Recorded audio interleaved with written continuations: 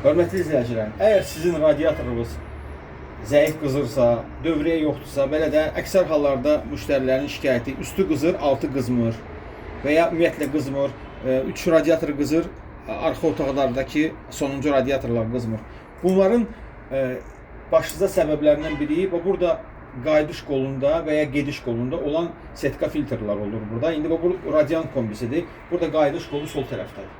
Adətən qayıdış qolu sağ tərəfdə olur kombilərdə. Burada fərqli deyil. Qayıdış qolu sol tərəfdədir. Biz indi bunun setka filtrini təmizləyəcəyik və siz bunun nə halda olmağını görəcəksiniz. Baxın, belə açırsınız.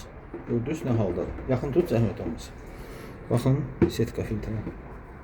Görürsünüz. Tutulma, yəni 100% tutulur. Burada yəni qızmaqdan söhbət gedə bilməz. Atırıq bunu, sonra altdan təzyiqi vururuq ki, qaydan nə varsa zirzibil, heç olmasa ilkin də olsa tökülsün. Təmiz su gələnə kimi.